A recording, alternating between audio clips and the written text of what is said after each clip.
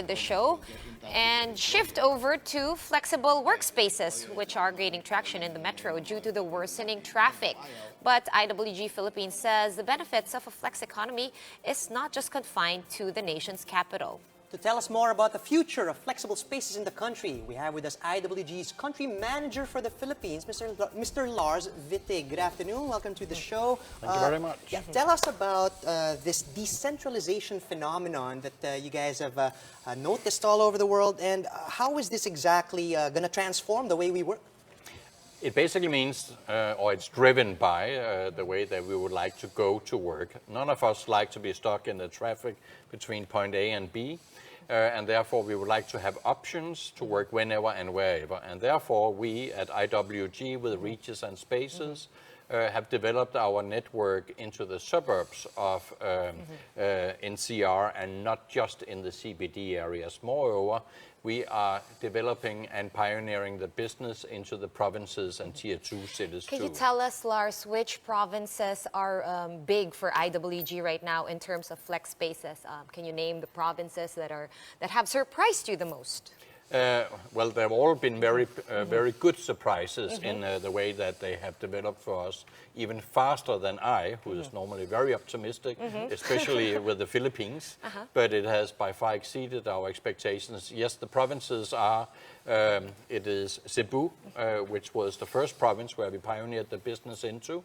6 years ago, we opened our first Regus center in Cebu, and after 6 years, we have 2 centers. Then we have just entered a partnership on a franchise basis with a local partner, Apple One.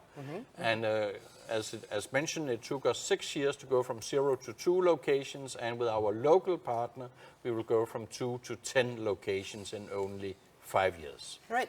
You guys have been around for a few years here in the Philippines, and you mentioned that it did take you quite some time to get to your second location. What were the main challenges that you faced here in the Philippine market? That was the second location in Cebu. The first location in the Philippines we opened over 20 years ago, actually in the wake of the Asian crisis. So again, a very good example, because when we opened that one, it was when everybody else was circumventing the Philippines and even Southeast Asia. We did the opposite. We saw the light, also took the risk, but we became the enabler. We facilitated investors to come in sooner rather than later to test the waters. Remember, flexibility, that also means no long-term liability, no capital investments. So they could go in with no risk, no exposure, and test the waters. And luckily for us, but also the Philippines, that enabled growth to come back sooner rather than later. And that is what we now see in the provinces too. Davao, for example, also opened our first centers in Davao in, it was barely 4 or 5 years ago.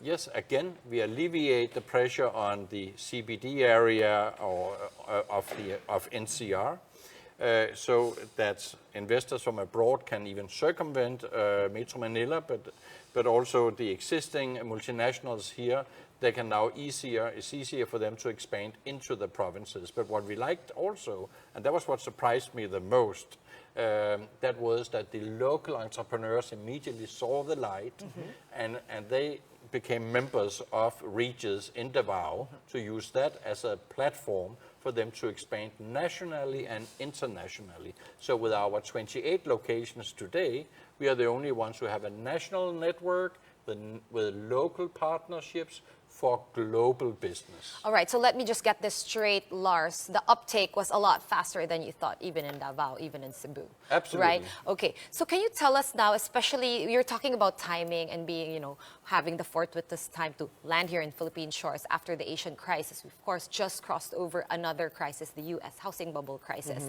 And you're saying, and then in 2016, when President Duterte stepped into office, he also started decentralizing the country, moving development out. And you, I guess, were perfectly primed for that timing. How has that helped you in any way, can you say? Or is this just a global trend, which is what Charles and I were arguing about earlier? Is it the global trend just too big to ignore? Or is there also a little push coming from, the government? First of all, specifically with Davao, we made that our local partnership in Davao and the decision for the first center actually before that Duterte had even decided to run for president. But I've been doing business in this country for over 25 years. I used to work in distribution. I know sari-sari stores. I've been walking the barangays of Cebu and Davao since the early 90s. I could see that the time was right for our industry to enter these markets. And of course, it has only been fueling our drive that the current government also are trying to redirect the investments to the provinces. We are totally on the same page. We also believe in inclusive growth. That's very close to my heart.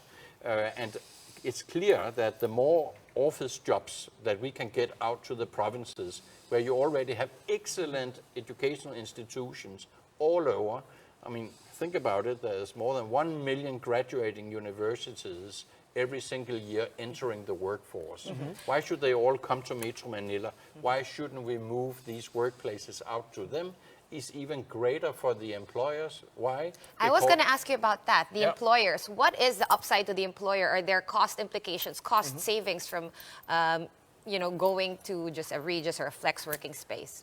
In general, for flexible workspace, there's huge cost saving because we're not stuck between point A and B. We're also much more productive because we interact with each other. So we do get the multinationals combined with the local entrepreneurs and startups. Right, exciting times, Lars. And I suppose with this looming oil price hike that we're looking at because of the tensions in the Middle East, flex economy in the Philippines is set for even greater heights. Thank you for that, Lars Wittig, IWG Country Manager for the Philippines.